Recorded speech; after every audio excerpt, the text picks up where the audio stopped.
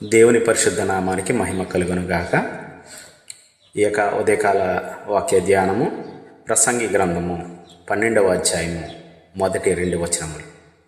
దుర్దినములు రాకముందే, ఇప్పుడు వీటి యందు నాకు సంతోషము లేదని నీవు చెప్పు సంవత్సరములు రాకముందే, తేజస్సునకు సూర్య చంద్ర నక్షత్రములను చీకటి కమ్మకముందే, వాన వెలిసిన తరువాత మేఘములు మరలా రాకముందే, నీ బాల్యదినముల యందే నీ సృష్టికర్తను స్మరణకు తెచ్చుకున్నాము. ఈ యొక్క వాక్యం యొక్క అర్థం ఏంటంటే, మనం పుట్టినది మొదలుకొని ముసలితనం వరకు దేవుని గురించి అన్వేషించకుండా, మన యొక్క పుట్టుకకు కారకుడైనటువంటి ఆ పరమతండ్రి అయినటువంటి దేవునిని తెలుసుకోకుండా, ఈ యొక్క జన్మకు ఏదైతే నిరర్ధకం చేయవలసి ఉందో, నిరర్ధకం అయిపోతుందో ఆ యొక్క జీవితాన్ని తెలుసుకోకుండా జీవించి ఆఖరి ముసలితనం సమయంలో దేవుణ్ణి వెతకటం అనేది తప్పు. ఏంటంటే, మనము ఎప్పుడు తెలుసుకోవాలంటే బాల్యదినంలో అంతే దేవుని గురించి తెలుసుకోవాలి. అసలు నా పుట్టుకేంటి, నేనెవరు, నేంటి అని కనీసం కొంత వయసు వచ్చిన తర్వాత అయినా మనం తెలుసుకోవాలి. కానీ మనుషులు ఎలా ఉన్నారంటే, ఆపద వచ్చినప్పుడు, దుర్దినాలు వచ్చినప్పుడు, ఒక వర్షం వచ్చి వెళ్ళిపోయిన తర్వాత మళ్ళీ రెండోసారి వర్షం వచ్చినప్పుడు, లేదంటే వరదలు వచ్చినప్పుడు, లేదంటే ఆపద వచ్చినప్పుడు, ఇబ్బంది వచ్చినప్పుడు వెతుకుతారు కదా, అలా వెతుకుతున్నారు ప్రజలు. నిజానికి అలాగా వెతకటం కాదు. ఒక్కసారి నువ్వు ఇబ్బందుల కొలువులో పడ్డావంటే దానికి ముందే నువ్వు దేవుని తెలుసుకోవాలి. నేను ఎప్పుడైతే ఈ యొక్క లోకంలోంచి విడిచిపెట్టి వెళ్ళిపోతానో నాకు తెలియదు కనుక నేను ముందుగానే దేవుణ్ణి తెలుసుకోవాలి.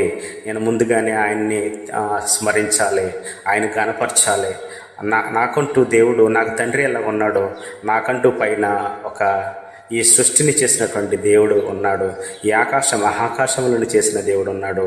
ఈ పర్వత శిఖరములను, సముద్ర జలములను, నదులను, పక్షులను, ఈ సమస్త జీవరాశులను చేసిన వాడు ఒక వ్యక్తి ఉన్నాడు. ఈ సమస్త ప్రజలు, కోటాను కోట్ల ప్రజలు, ఈ ప్రపంచవ్యాప్తంగా ఉన్నటువంటి ప్రజలందరికీ ప్రాణంతో ఉంటున్నారంటే వారికి కారకుడు ఒకరు ఉన్నారు, ఆయన దేవుడు. ఒకరు మరణిస్తున్నారంటే వారు మరణించిన తర్వాత వారి ఆత్మ ఈ భూమిని విడిచిపెట్టి వెళ్ళిపోతుంది. అది ఎవరి దగ్గరికి వెళుతుంది? అది దేవుని దగ్గరికే చేరుతుంది. అక్కడ దేవుని యొక్క ఒక ప్రాంతం లేదా ఒక ప్రదేశం, దేవుని యొక్క ఒక లోకము, దేవుని యొక్క పరలోకం అనేది ఒకటి ఉన్నది. అదే మనకి స్వర్గము, అదే ఒక మనకి జీవదాయకమైనటువంటిది. ఈ భూమి మీద కేవలం మనం ప్రయాణికులు మాత్రమే. ఈ భూమి మీద మనము కేవలం ఒక యాత్ర పూర్తి చేసుకోవడానికి మాత్రం వచ్చాము. ఈ యాత్రలో కొన్ని పనులను దేవుడు మనకి చెప్పాడు. దాంట్లో మనం ఖచ్చితంగా చేయలేని ఆలోచన ప్రజల్లో లేకపోతుంది. కనుకనే దేవుడు ఈ వాక్యం ద్వారా సెలవిస్తూ ఉన్నాడు. ఏమిటంటే, దుర్దినాలు రాకముందే ఏటి ఎందు ఈ లోకంలో ఉన్నటువంటి యొక్క వ్యసనాల యందు, లేదంటే ఈ లోకంలో ఉన్నటువంటి ఇబ్బందుల నుంచి నాకు ఈ సంతోషం లేదు, ఈ లోకంలో నాకు ఏం సంతోషం ఉంది అని బాధపడుతున్న దినాలు రాకముందే, అలాంటి సంవత్సరాలు రాకముందే వచ్చుతున్నటువంటి ఉగ్రతలను బట్టి, యుద్ధాలను బట్టి, లేకపోతే నా విపత్కరమైనటువంటి పరిస్థితులను బట్టి, రకరకాల జబ్బులను బట్టి, రకరకాల తెగుళ్ళను బట్టి మనుషుడు ఇలాంటి రోజుల్లో నేను బతుకుడు కంటే సస్తే రైటు అని అంటూ ఉంటారు చాలామంది. మరణించడం మేలు అనుకుంటూ ఉంటారు. అలాంటి దినాలు రాకముందే నువ్వు ముందుగానే దేవుణ్ణి తెలుసుకోవాలి, ముందుగానే దేవుణ్ణి అంగీకరించాలి. దినముల యందే నువ్వు నీ సృష్టికర్త ఎవరు? సృష్టిని కాదు మనం పూజించేది, సృష్టికర్తను పూజించాలి. సృష్టికర్తే ఈ సమస్త సృష్టిని చేశాడు. కానీ సృష్టికర్తను మనం వదిలిపెట్టేసి సృష్టిని మాత్రమే పూజిస్తున్నారు చాలామంది. సృష్టిని పొగుడుతున్నారు. సృష్టిలో ఉన్నటువంటి సమస్తాన్ని ఆనందంతో, నీవు నాకు చక్కగా నీడనిచ్చావు కదా అని చెట్టును, లేకపోతే నాకు చక్కగా నాకు కాపు కాసావని కొండను నువ్వు మొక్కట కాదు, కానీ వాటిలో ఏమీ లేదు. అవన్నీ దేవుడు చేసినటువంటి ఆయన హస్తకార్యములే. ఆయన మాట ద్వారా చేసినటువంటి ప్రతి వస్తువే అది. కాబట్టి అవి కేవలము మనకి అవసరతలను తీర్చడానికి దేవుడు ఇవ్వబడినటువంటి ఆ దేవుని యొక్క ప్రణాళికలో మన కొరకు ఏర్పరిచినటువంటి ఈ యొక్క సృష్టిలో ఉన్నటువంటి ప్రతి వస్తువు. కానీ మనము దేవుని బిడ్డలము కాబట్టి మనము దేవుణ్ణి మాత్రమే పూజించాలి. ఆ నిజమైన దేవుడు పరలోకమందున్నటువంటి మన పరమ తండ్రి. ఆయన మన ప్రతి అవసరతను ఆయన తీరుస్తాడు. ఆయన ఎలా చేస్తాడంటే, ఆయన పరమగీతములో 2వ అధ్యాయము 6వ వచనంలో ఒక మాట కనిపిస్తూ ఉంటుంది. అతని ఎడమ చెయ్యి నా తల క్రింద ఉన్నది, అతని కుడి చేత నన్ను కౌగిలించుచున్నాడు.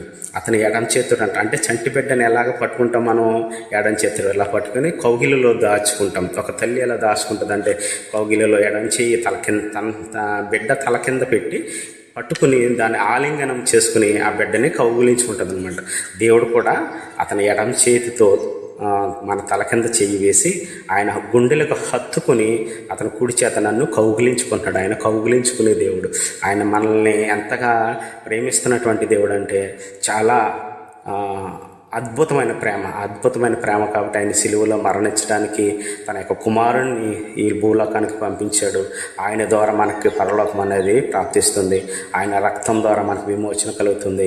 ఆయన రక్తం ద్వారా మనకు విడుదల కలుగుతుంది.